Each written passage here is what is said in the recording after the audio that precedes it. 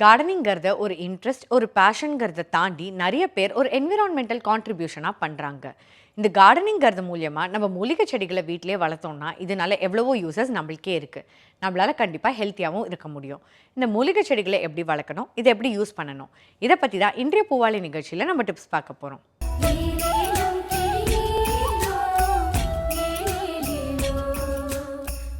பூவாளி நேயர்களுக்கு காலை வணக்கம்.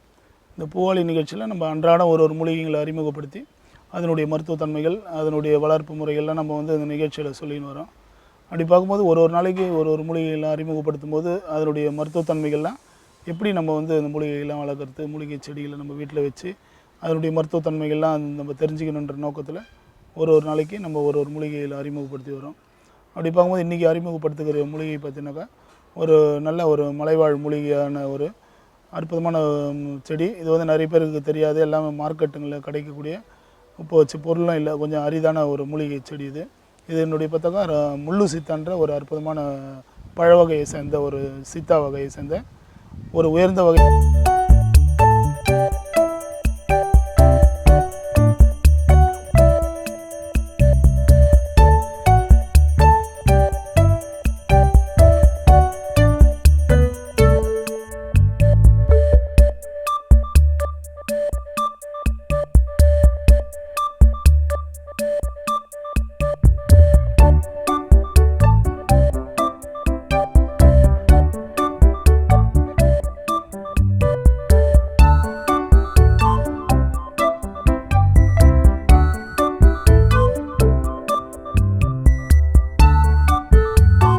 சாதா சீத்தா, ராம சீத்தா, முள்ளு சீத்தான்றது இப்போ நம்ம பார்க்கக்கூடிய செடி முள்ளு சீத்தான்ற செடியை பற்றி நம்ம சொல்கிறோம். இது கேரளா மாநிலங்கள்லேயும் மேற்கு மலை தொடர்ச்சிகளையும் தன்னிச்சையாக வளரக்கூடிய ஒரு தாவரம். நிறைய பேர் இதை நல்ல தோட்டங்களில் பழப்பயிர்கள் பண்ணுற தோட்டங்களில் இது பயிர் பண்ணி வெளிநாடுகளுக்கு நிறைய ஏற்றுமதி ஆகுது. இது நம்ம நாட்டுகளில் பார்த்திங்கனாக்கா ரொம்ப அரிதாகவும் கிடைக்கிறதும் கம்மியாக இருக்கிறதுனால இதனுடைய மருத்துவத்தன்மைகள் பார்த்திங்கனாக்கா ரொம்ப அற்புதமான மருத்துவத்தன்மையாக இருக்கும். ஒரு பழங்கள் பார்த்திங்கனாக்கா 4 கிலோ 3 கிலோ அது மாதிரி நல்ல பெரிய அளவில் பழுக்கக்கூடிய மரங்கள், சிறு மரத்தை பொருந்திய மரம் இந்த செடி. இப்போ நம்ம பார்க்கக்கூடிய இந்த முள்ளு சீத்தா வீடு தோட்டங்களில் இதெல்லாம் நம்ம ஓரளவுக்கு நம்ம தரையில் வச்சோம்னா நல்லா வளர்த்து இது காய்கள்லாம் இயற்கையாக கிடச்சி நல்லா பெரியதளவு காய்க்கும். தொட்டிகளில் இல்லை இது மாதிரி வச்சும்போது அது சிறு மரமாக தான் வளரக்கூடிய தன்மை. ஏன்னா அது வேர்கள் அதிகமாக பூமியில் போகாத சூழ்நிலையால் காய்களும் சிறிதாக இருக்கும். அதனால் இது பெரும்பாலும் நம்ம பூமியில் வச்சு இதை வளர்க்குறோம்னா ரொம்ப சிறப்பாக இருக்கும். அப்படி பார்க்கும்போது இந்த முள்ளு சீத்தா ரொம்ப அற்புதமான பழ வகையை சார்ந்த ஒரு மருத்துவத்தன்மை வாய்ந்த ஒரு மருந்தாக இருக்குது. இது என்ன மாதிரி மருந்துகளுக்கு, என்னென்ன மாதிரி நோய்களுக்கெல்லாம் தீர்வுனாக்கா இது புற்றுநோய்க்கு ஒரு நல்ல மருந்தாக இருக்குது. இப்போ நம்ம இந்த கதிர்வீச்சு மூலிமா, லேசர்கள் மூலிமா இந்த அழுவிய புற்று, தாடை புற்று, குடல் புற்று, இது மாதிரி கட்டிகள் உள்ள புற்றுகளுக்கெல்லாம் முற்றி நிலைமை இவங்களுக்கெல்லாம் எல்லாமே இந்த கதிர்வீச்சு மூலிமா பண்ணணும் அப்படின்ற தாக்கங்கள்லாம் உள்ள வியாதியஸ்தர்களுக்கு இந்த பழங்கள் நல்ல உள்ளுக்கு நல்ல மருந்தாகவும், இலைகளை நம்ம கஷாயம் போட்டு மிளகு மஞ்சளோடு கொடுக்கும்போது அந்த புற்றுநோயினுடைய புண்களினுடைய தாக்கங்களை எல்லாம் குறைக்கக்கூடிய தன்மைகள் உண்டு. இந்த இலைகளையும் மஞ்சளுக்கு கூட்டி நம்ம மேலுக்கு அரைச்சி மேலுக்கு போடும்போது அந்த கட்டியினுடைய தாக்கங்கள், அதனுடைய துர்நீர்கள், அதனுடைய உள்ளே இருக்கிற அந்த கெட்ட ரத்தங்களை எல்லாம் வெளியெடுக்கக்கூடிய தன்மைகள் இந்த முள்ளு சீத்தா இலைகளுக்கும் உண்டு. பழம் ரொம்ப அற்புதமான மருந்து. பழம் கிடைக்காத சீசனில் இலைகளை நம்ம மிளகு மஞ்சளோடு சேர்த்து உள்ளுக்கு மருந்தாக எடுக்கும்போது நல்ல மருத்துவத்தன்மைகளாக இருக்குது. இது பார்த்திங்கன்னா நம்ம மேற்கு மலை தொடர்ச்சி பக்கங்கள், கேரளா பக்கங்களில் அதிகமாக கிடைக்குது.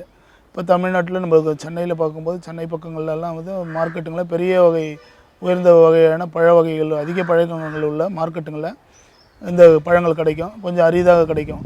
இது நம்ம எப்படி வீட்டிலலாம் வளர்க்கலாம் போது நம்ம வீட்டுங்கள்லேயும் மாடி தோட்டங்களில் வளர்க்குறது இது கொஞ்சம் கஷ்டம். ஏன்னா மர வகையை சேர்ந்ததுனால இது பூமியில் நம்ம தரையிலே வச்சு நட்டு வளர்க்கும்போது நல்லா அடர்ந்து உயரமாக வரும்போது காய்களும் நிறைய தரும். இப்போ இதெல்லாம் தொட்டியில் வைக்கும்போது காய்கள் சிறுத்து, ஏன்னா அதனுடைய குறுகிய தன்மை தொட்டியில் இருக்கும்போது வேர்கள் ஆழ்ந்து பரவக்கூடிய வாய்ப்புகள் இல்லாதனால சிறிதளவு காய்கள் காய்க்கும். அதனால் கிடைக்காத பட்சத்தில் நம்மளுக்கு பூமியில் வச்சு இதை பயிரிட்டு வளர்ப்பது ரொம்ப சிறப்பாக இருக்கும். இது எப்படி இனப்பெருக்கம்னாக்கா இது எல்லாமே விதைகள் மூலிமா இனப்பெருக்கம் செய்யக்கூடிய ஒரு தாவரமாக இருக்குது. இந்த பழங்கள் கிடைக்கும் காலங்களில் பழங்களை நம்ம மருந்தாக எடுத்து உண்டுட்டு அந்த விதைகளை காய வச்சு பாலித்தீன் கவர்களில் போட்டு அது நம்ம அதனுடைய இனங்கள் அழியாத அளவுக்கு உற்பத்தி பண்ணலாம். உற்பத்தி பண்ணி பாலித்தீன் கவர்லேயே நல்லா செடியெல்லாம் முளைச்சி வந்த பிறகு இப்போ பார்த்தீங்கன்னாக்கா முள்ளு சீத்தான்னு நம்ம படிச்சிருப்போம், இல்லை கேட்டிருப்போம். இப்போ நம்ம வந்து நேரடியாக அந்த செடியை வந்து இதில் காமிக்கிறோம், இலை அமைப்புலாம் இப்படி இருக்கும், செடி எப்படி இருக்குன்றதை நம்ம பார்க்குறோம். பார்க்கும்போது இதெல்லாம் வந்து இப்போ நம்மளுக்கு வந்து நிறைய மூலிகை நர்சரி கார்டன்கள்லேயே இந்த கன்றுகள்லாம் கிடைக்குது. அதெல்லாம் நம்ம வாங்கியாந்து ஈஸியாக வளர்க்கலாம். அப்போ வந்து இருக்கிற காலகட்டங்கள், அந்த காலகட்டங்களில் வந்து மூலிகைகள்லாம் நம்மளுக்கு தெரியாது, யாரும் வந்து வெளிப்படையாக சொல்லாதனால தான் நம்ம சித்த மருத்துவங்கள்லாம் வந்து பின்தங்கி உள்ள நிலையில் இருக்குது. இன்றைக்கி பார்த்திங்கன்னா சித்த மருத்துவத்தில் நல்ல ஆர்வலர்களும் நிறைய பேர் வந்து சித்த மருத்துவத்து மேலே நாட்டங்களும் அதை நாடி வர்றதுனால பழமையாக நம்ம மீண்டும் புதுப்பிக்கிறதுக்காக தொலைக்காட்சி வாயிலாகவும் பத்திரிகை வாயிலாகவும் மூலிகை மேலே உள்ள நாட்டங்களும் அவேர்னஸ் நிறைய நம்ம கொண்டு வரோம்.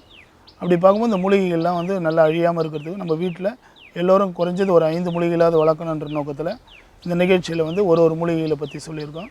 இன்றைக்கி நம்ம இந்த முள்ளு சீத்தாவை பற்றி அறிமுகப்படுத்தி அதனுடைய மருத்துவத்தன்மையெல்லாம் சொல்லியிருக்கோம். மீண்டும் அடுத்த ஒரு மூலிகை நாளை மற்றொரு மூலிகைகளோடு சந்திப்போம். நன்றி.